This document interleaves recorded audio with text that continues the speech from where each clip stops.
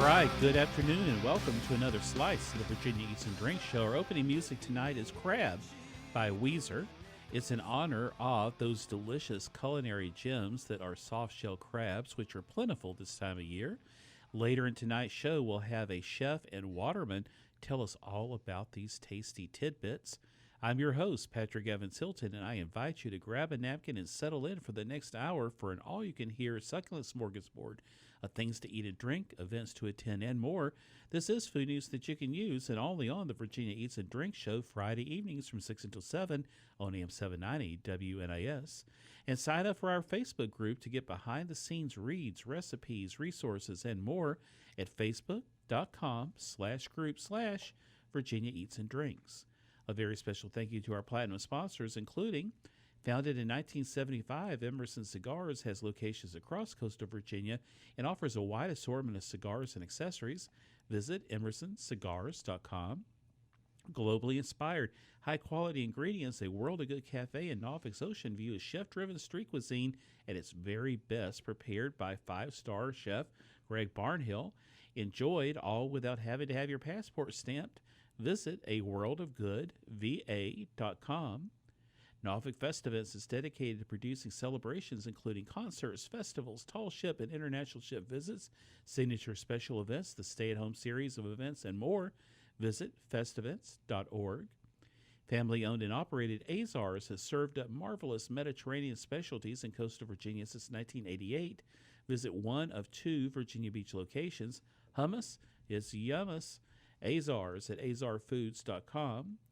Amedio's Ristorante, located in northern Suffolk, is the latest restaurant from the team who brought you Vintage Tavern and other fine and casual eateries.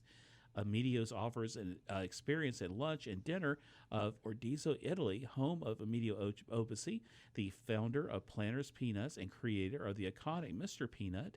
Amedio's Ristorante at amedios.com. And cheers to our friends at Virginia Wine of the Month Club. We look forward to our monthly shipment of quality Virginia wines from the Virginia Wine of the Month Club, and you will too. For more information, visit vawineclub.com.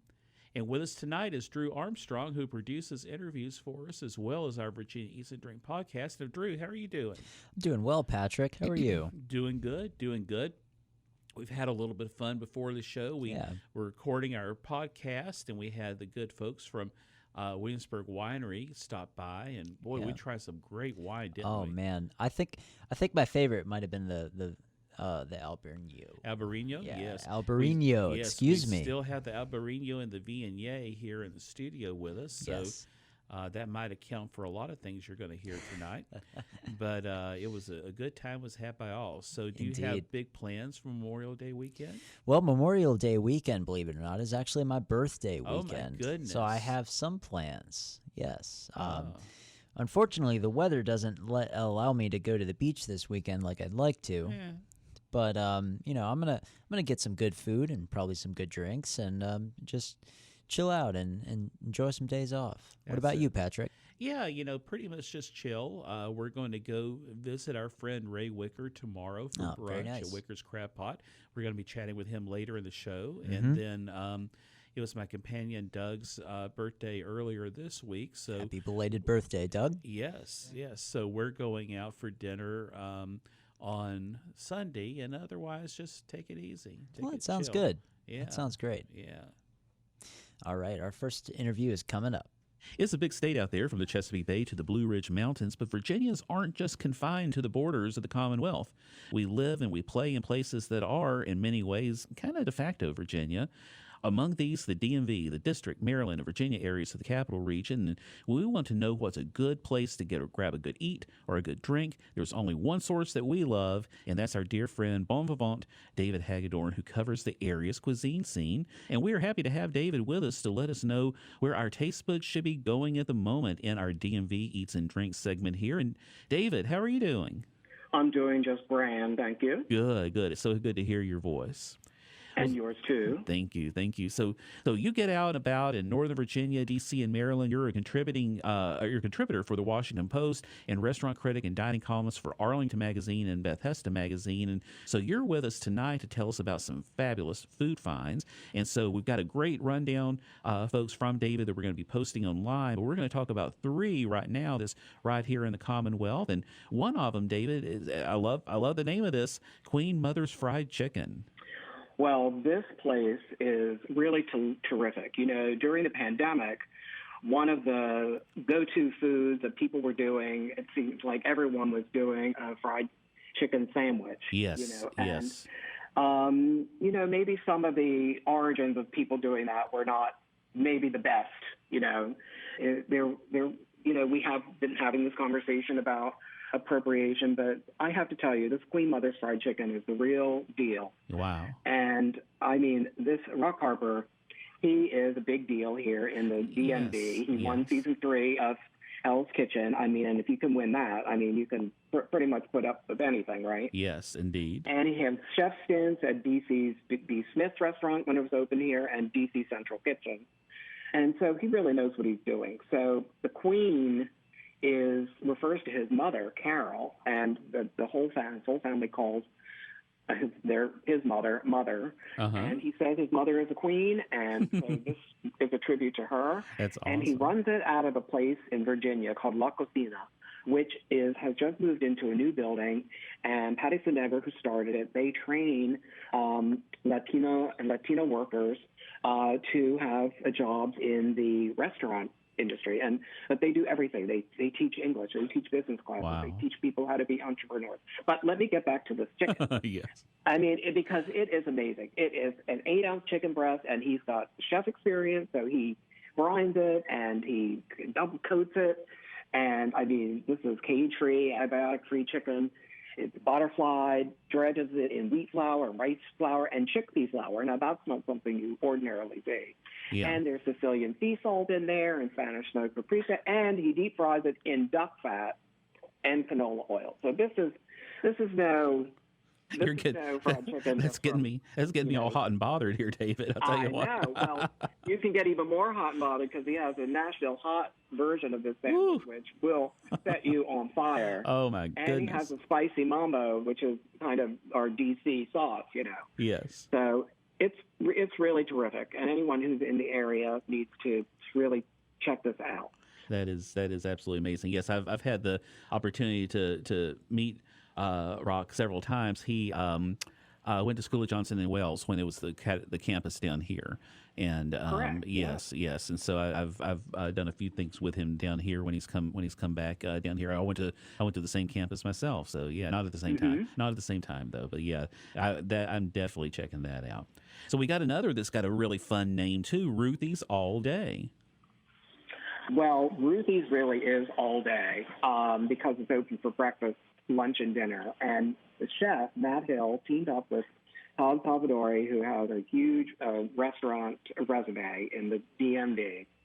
And he's the GM and co-owner. And they took this building that used to be a chocolate factory, and it's got it's historically preserved, but it has the one thing that Matt really, really wanted, which is tons of parking right in front of the building. And so do everybody in the DMV loves tons of parking and free parking, and especially families. Yes. But it's really a beautiful restaurant inside, and it's got an enormous patio. And Ruthie is Hill's grandmother, and she's from Charlotte. She was from Charlotte, North Carolina. Okay. And Hill grew up there too, and that's where he would hang out. And so it's really based on the meat and 3 concept. And I know I don't need to tell you that. What a meat and 3 is. That's right. We know what a meat and 3 is. The meat with 3 martinis. That's right. Absolutely. And the olives count as vegetables. Exactly.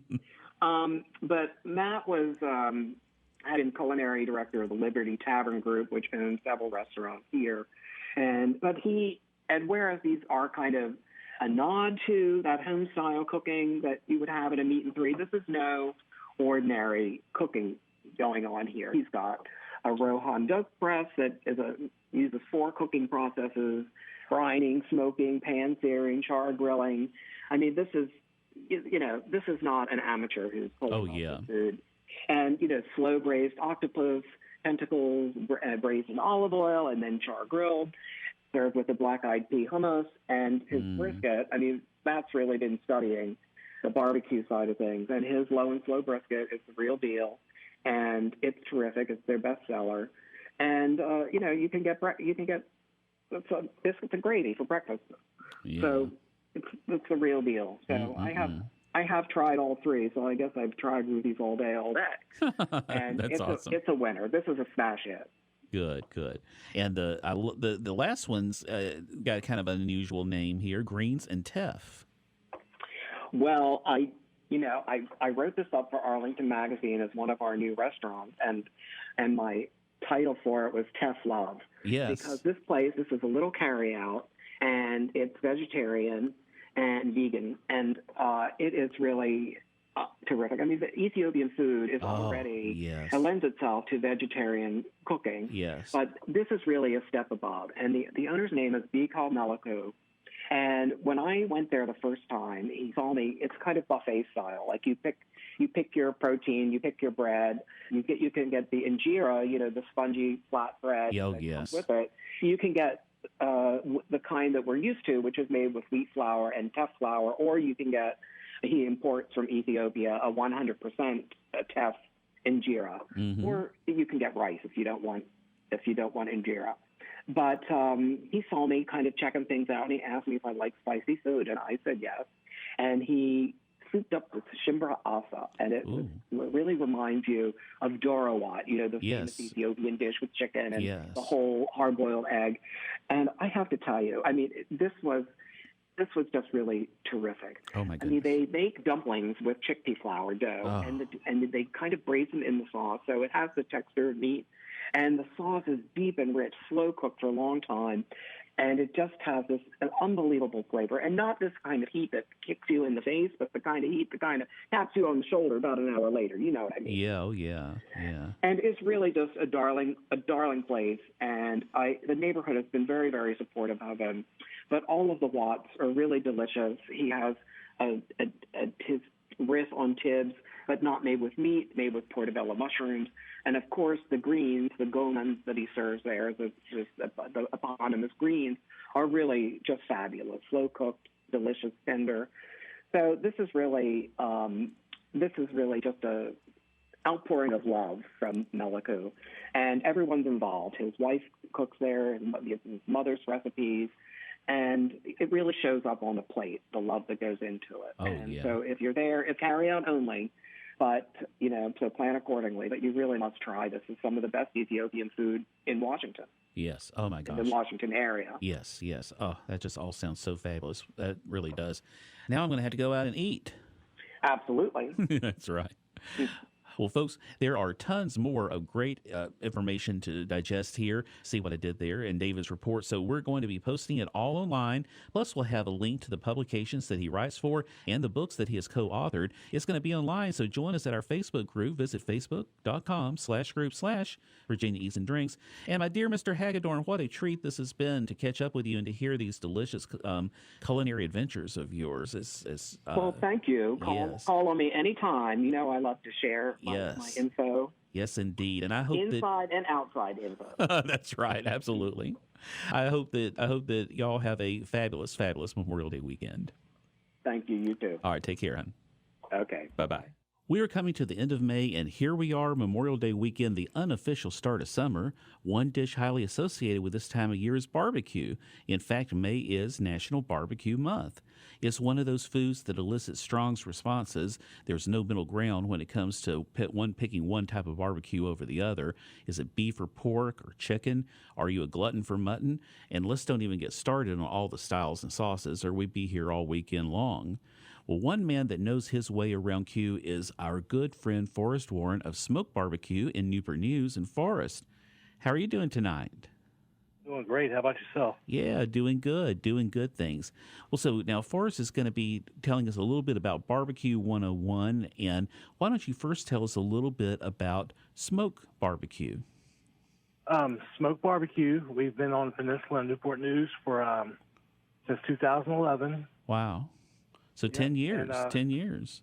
10 years, yep. And we started off as catering only on a food truck, and then like so many of my friends, graduated to a brick and mortar restaurant, and we're doing pretty good over there in Newport News. Yeah, that's awesome. Well, what are some of the things that you offer? We have the old reliable standbys, the brisket, pork, chicken, and ribs, but we also have a nice sandwich menu, some good salads, big juicy burgers. We got it all really as far as Southern restaurant goes. Yeah, that's awesome. Very, very good. Well, so now in these parts, most folks think of pork when they think of barbecue. Is that a fair assessment? That's very, very fair assessment. Every day, the pulled pork sandwich outsells everything else in the menu. Oh, yeah. Well, what's your favorite meat for barbecue? I like them all, obviously, but I tend to gravitate toward like the beef ribs. Okay. Yeah, and there's not a lot of places around that do those. Yeah. But them just like Brett Flintstone with the big dinosaur ribs. That's on right. his car. That's right. Yabba dabba do, right? That's right. Well, where do the other meats fall in line? I mean, like you said, there's ribs. There's sausage. There's chicken. Where kind of do those fall in the hierarchy? Brisket has really taken over as the king of barbecue, really. Okay. But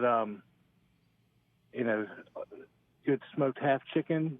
They're very popular, and everybody loves the ribs, of course. Oh yeah.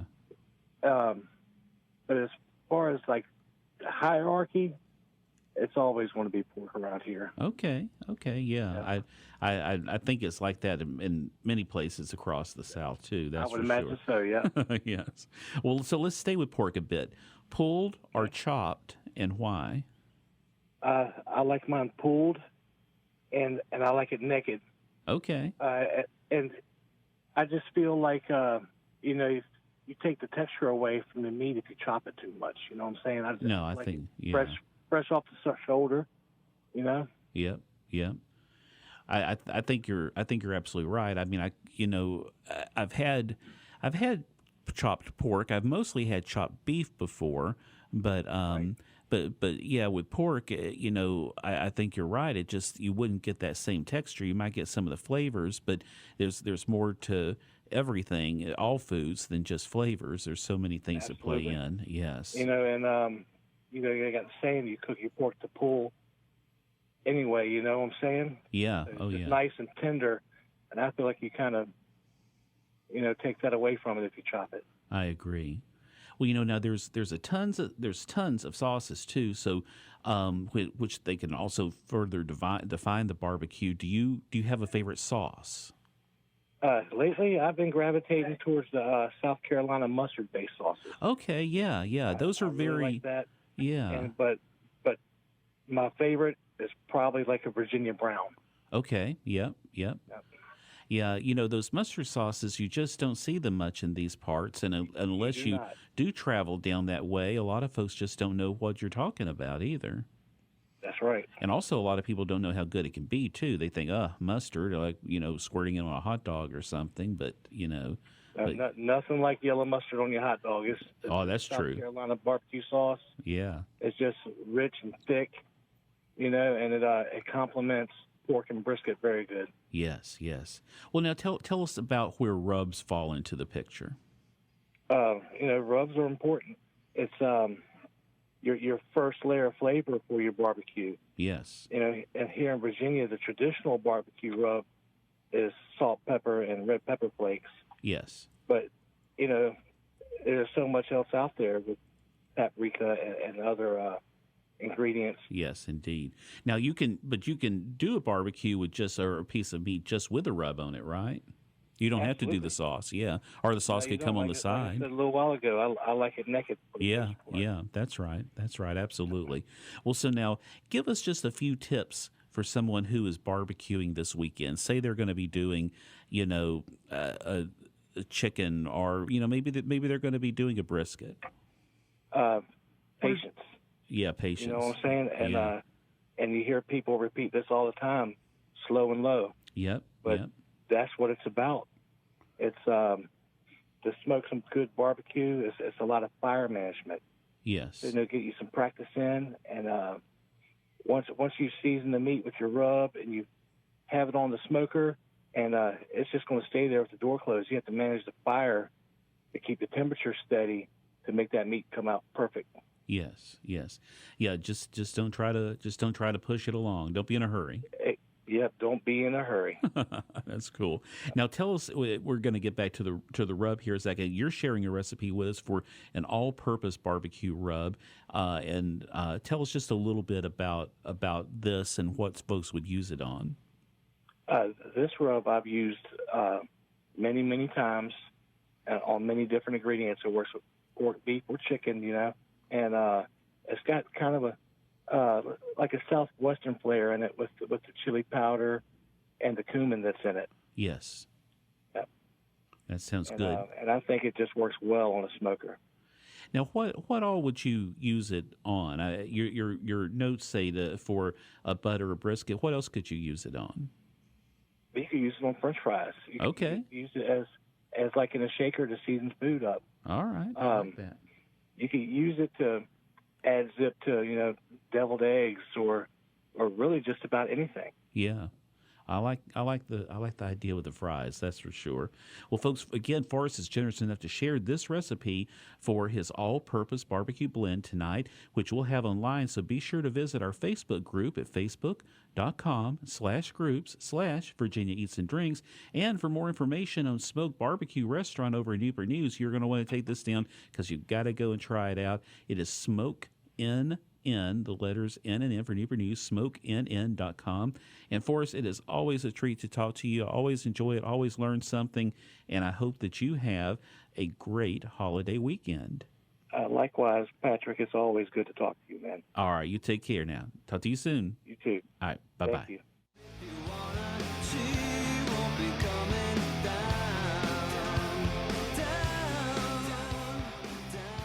All right, welcome back to the Virginia Eats and Drinks Show.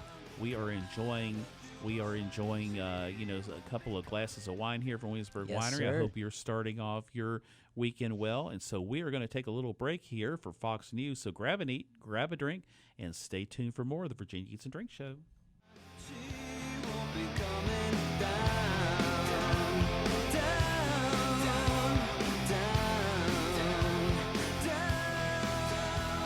All right, welcome back to the Virginia Eats and Drinks Show, folks. We're here for our second half, so sit back and enjoy the ride. Raise a glass to toast the unofficial start of summer.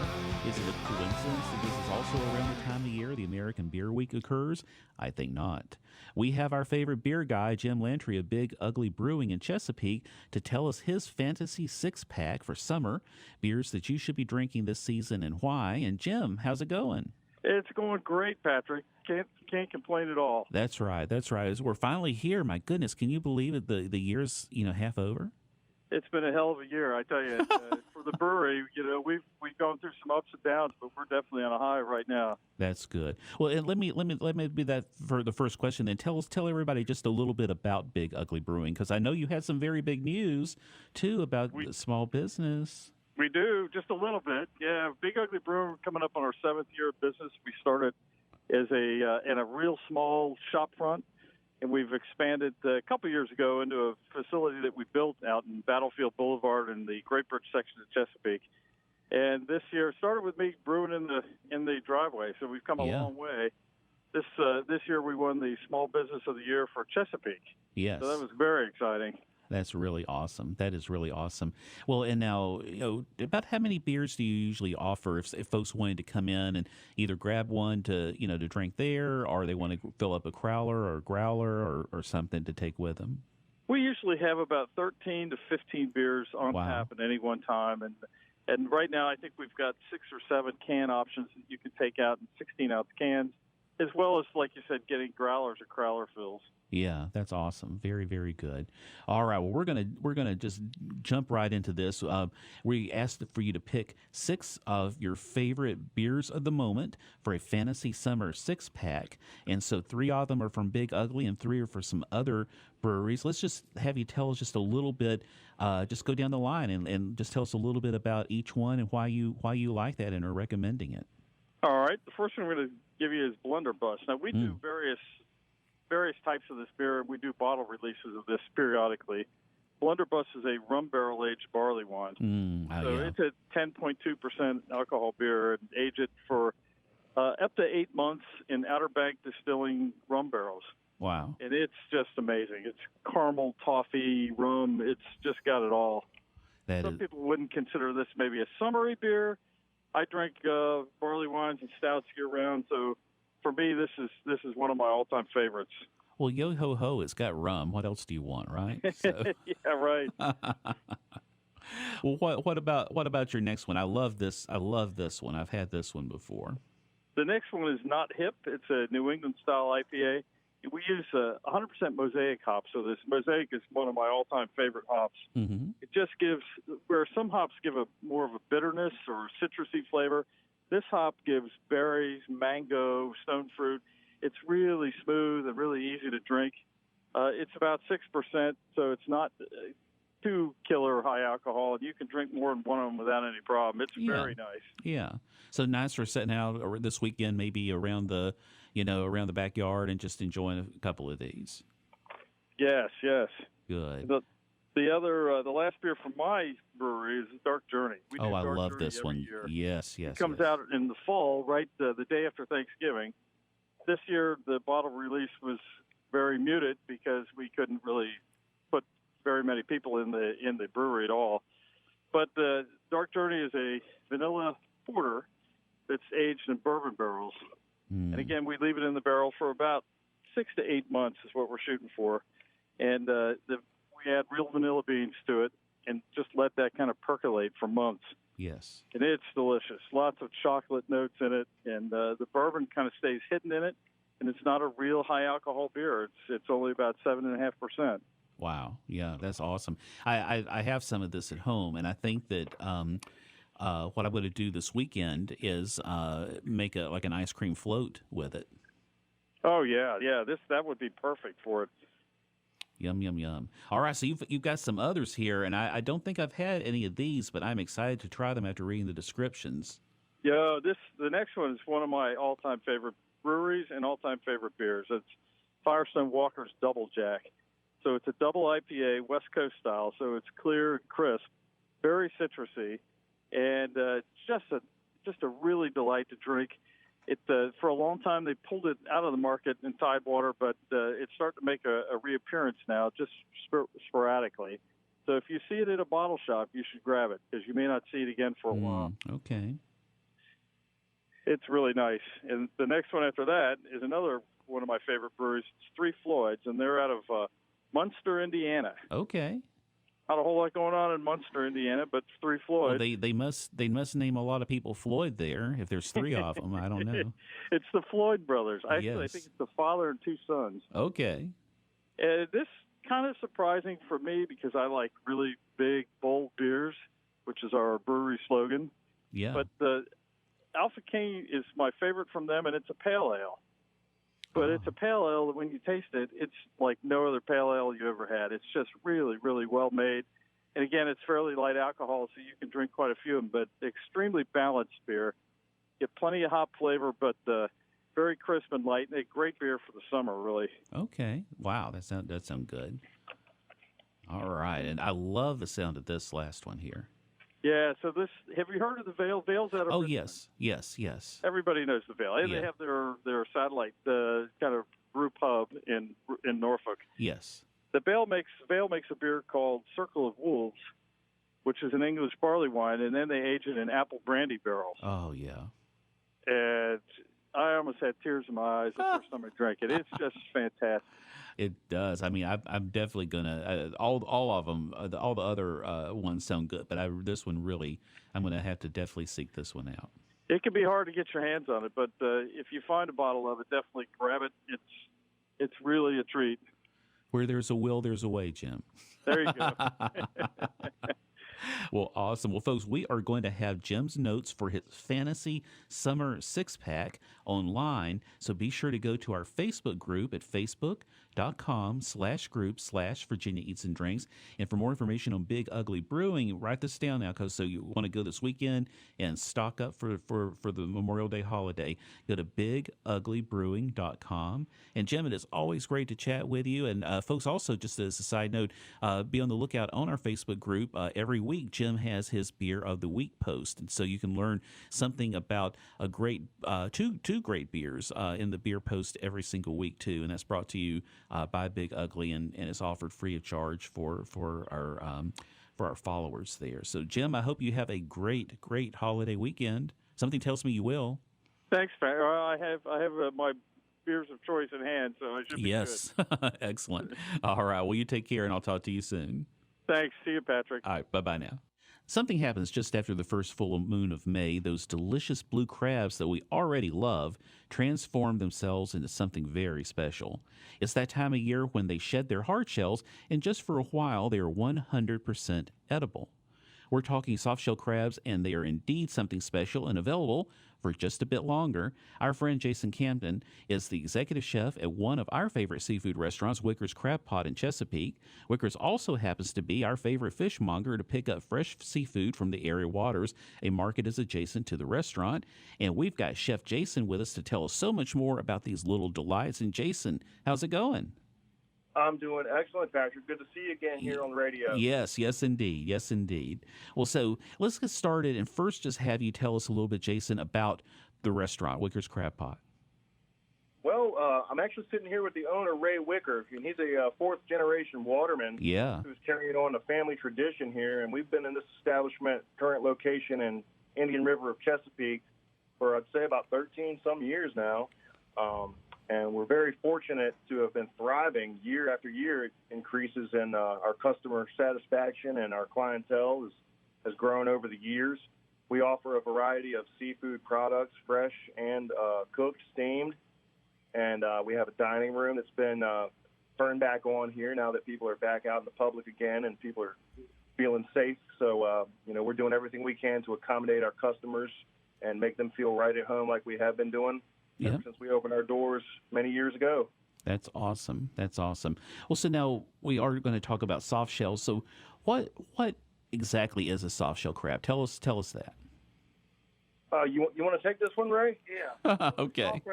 A soft shell is they molt normally on the full moon of May is the main time they molt. That's when we get our bumper crop of soft crabs that we put up and to have for our inventory. But a crab will shed like that 2 or 3 times a season. They just back themselves right out of the shell, get completely soft, and then with one tide change, they'll start hardening back up to where they'll be right back into a hard crab again. So just a little window of time to be able to get them to where they're just at that precious moment where you can have them, pull them out and have them for a soft shell crab for a sandwich or a nice dinner. That sounds good. Now, what do you think makes them so special, favored among so many people? I would have to say, Patrick, that it's a combination of things. For one, they're pretty scarce. It takes a lot of dedication and really talent to be able to harvest them correctly, to know the signs of when to pull them out and to put them in a shed tank and to cook them properly. That's just the backside of things. But ultimately, they have a very naturally buttery type, rich, sweet flavor, and you can eat the whole thing. So it's like getting all the crab flavor that you enjoy without the tedious nature of having to pick the meat out of the steamed crab and what have you. It's also really versatile when you can just eat it as a dinner. You could throw it on a sandwich. You could saute it. You could fry it. There's a lot of different culinary options you have with a soft shell crab that you can bring that nice seafood flavor out in it and experiment around with it a lot. Yes, indeed. Well, so now folks can come into Wicker's Crab Pot and other seafood restaurants in the area, and they can enjoy a prepared dinner of soft shells. But if they want to cook them for themselves, tell us maybe a few things that they need to look for when picking them up at a market.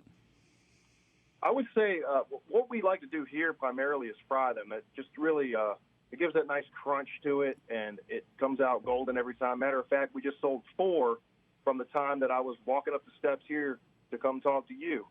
So they are, they're really, really popular item. Cooking at home would probably be easiest to fry in a frying pan with just a small bit of oil and a breader or flour seasoning of your choice. The real trick is to be as gentle as possible because they are fragile. You want to keep the claws and legs intact and make sure they are cleaned properly when you go to buy them from a fresh market. Those are some of the key things to look for. And just fry them to your liking. I like to go, just a perfect blend of soft and crispy. They get a nice golden color to them to where they stay in a pretty good crab shape. And from there, it's up to you whether you slap it on a bun or just throw it on a plate with some cocktail sauce. You can't go wrong with a soft shell crab. That's right. Well, now speaking of picking them up at the market, should they be alive? What should the coloring look like on them? I'll let Ray take this one. He's the live market master. Okay, yeah. Yeah, when we get them live, we normally buy them in cartons of like 27, 9 dozen in a tray. And when they come in, I check them all to make sure they're not in what they call paper shell. So I'll be checking them to make sure that their eyes are moving. You'll see them; their eyes will move when you touch them. The little points on the side of the shell, you want to just make sure they're not pointy. They should be soft. Yes. If they don't pull that crab out the proper amount of time, they will start to turn into a paper shell and into a hard shell. So you just mainly want to check to feel that they're not that paper shell texture and that they got the good soft shell feel to them. And people like to make sure they have all their legs and claws on too. So those would be the things I would look for if I was buying them. We do have some tanks where we shed a few ourselves, but the water's been cold and they haven't been shedding real strong for us. So we've been purchasing them from Eastern Shore. I have a few guys that have some shedding tanks around here that actually have heaters where they can get that water temperature, in the upper 60s, so they shed correctly. When it gets in the low 60s, they'll just sit in that tank and seem like they won't ever shed. Okay. That's where I find my cartons of 27 dozen at a time. Well, if you take them home and you're not going to cook them right away, what's the best way to store them? You want to be really they're real fragile, so you want to go ahead and keep them flat and nothing on top of them. And then if you could put them right on a plate and then get a wet paper towel and just put the paper towel over top of them, that's the best way to keep them live. And you can keep them live for 2 or 3 days as long as they're taken care of. But nothing can sit on top of them and smush them or nothing. You just need to be really, really careful with them. Yes. And you got to dress those suckers too before you cook them, right? Yeah, we normally cut the face off, the eyes and the mouth. Then we lift the points up and just scrape the dead man off, and then we flip them over and cut the apron off. And the dead man, those are the gills, right? Yeah, the dead man is the gills, right underneath the 2 points on each side of the crab. You can lift that point right up, and you'll see the gills. Yes. And they'll come off really easy. Yes, excellent. Well, so now let me ask both of y'all. Here, how much longer will soft shells be available? Not only in the market, but on the menu. We'll have soft crabs. I've been putting them up. We'll freeze some to get us through for when there's none available fresh. But we'll probably shed soft crabs right on up to September. Okay. As long as we just won't be no large numbers. Right now, the full moon of May is the biggest run, and after that run, it's a little bit harder to get them. Everybody starts hard crab potting, and now they're peeler pot right now to catch them soft crabs. But as soon as that full moon's over, we happen to have 2 full moons this month. Yes. There's one in the early part, and we got one that's happening, I believe, tomorrow. Yes. So my shedders, they hit me up pretty strong early, and I was trying to get some more next week, and they told me that they'd slowed down a little bit. So I'm hoping to get another 50 or 100 dozen just to go ahead and put aside, so I got a good supply to get us through. Yes, that's good. That's good. Yeah, I could add to that. Here at the restaurant, we're keeping about 3 to 4 dozen fresh on hand on any given day, and we're liable to sell out because we could have a customer come in and buy a sandwich or buy a dinner or get a couple of a la cartes, and they might want 5 or 6 to take home with them. So that does happen. So they are kind of limited, like Ray said. So we do want to try and keep ahead of the demand at any opportunity we have. We have been really fortunate to come across a nice load this season, so that's a good thing. Well, watch out when I come in because I'm going to order a sandwich, but I'm going to order all 3 dozen stacked up on top of the sandwich. So be prepare is all I can say. Just prepare. We'll be ready. Yeah, that's right. Well, folks, Chef Jason is sharing a different kind of recipe with us. It sounds amazing. It's Chef Jen's soft shell spread, and I'm going to have my that recipe for it. I'm also going to give some guidelines on what to do with soft shells if you buy them in market. So be sure to get on our Facebook group at facebook.com/group/Virginia Eats and Drinks. And for more information on Wicker's Crab Pot Seafood, be sure to write this down so you can go. It's wickerscrabpot.com. And guys, it is always light. I know I'm going to be seeing you this weekend, and I can't wait. We'll be looking for you. Yeah, great to hear from you. All right, y'all take care. Thanks a lot. Thank you. Bye-bye.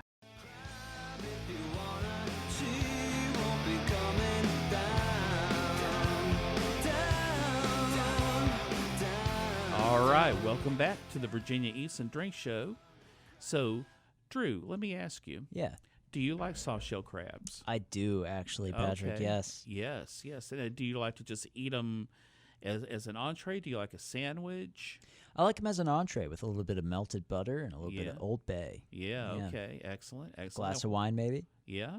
What wine do you like with it? Probably a white. Yeah. What about you?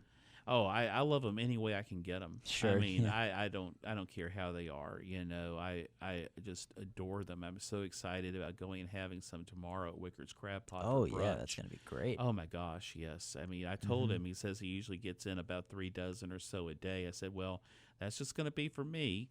So you better plan accordingly, right? Yeah, sure. I can't remember the last time I had some soft shell crab. It might have been a couple of years ago. Oh, yeah. really? Well, Yeah. they're in season every May, June, July, so they're in season now. All right. So should I go to Wicker's? I love Wickers, but there's so many places you can't beat Coastal Grill. Coastal I mean, Grill? there's just so many great places in our Oh, area. that where do else should this I check out? Oh, let's see. I'm not sure who all has them on their menu right now, but I know Coastal does, and they're always good. I'm trying to think where I had some recently that I really, really enjoyed. What do you like to eat as with your soft shell crab? What else do you like to have with it? Well, I like it pretty simple. Maybe just like something like some broccoli or something like that. Oh, yeah, sure. With it. Oh, I had it at Aldo's. That's right. Oh Aldo's, my okay. gosh, and they had used like some Parmesan in the flour that they wow. had dredged it in. Oh my gosh, yes. And I think that came with a little bit of pasta on the side. Oh, that sounds Know, great. too. But That sounds great. But yeah, soft shells, they're the best. And we're so lucky to be in this area for so many reasons. But, soft shells, and then, it's also shad roe season too. If you can find that on a menu someplace. I love shad roe, but what is shad roe? it's the Not eggs familiar. from a shad Okay, fish, okay. and but they come in a sack, and the sack is grilled, and oh my gosh, it's just the best delicacy, and it's so I won't say rare, but you just don't get it that much, and Wow. you Okay. don't see it that often. So yes. Well, folks, thank you to all of our platinum sponsors. We simply could not do this without you. Thank you, too, to all of our special guests this evening and all that you brought to our table. If you want more Eats and Drinks, be sure to get the information for tonight's show and a whole lot more in our Facebook group. Go to facebook.com/group/Virginia Eats and Drinks. Again, go to facebook.com/group/Virginia Eats and Drinks. Dare I say its content so good that you're going to be drilling all over that radio knob. And now we end with some food for thought. So, Drew, Yeah, we've been talking barbecue. we have. Yes, We have. So, what do you call a barbecue pun? a barbecue pun. I don't know, Patrick. What do you call a barbecue pun? A metaphor. Ba-dum-bump. Thank you, folks. Tip your server. Thanks for listening, and keep it tasty, Virginia. All right. If you want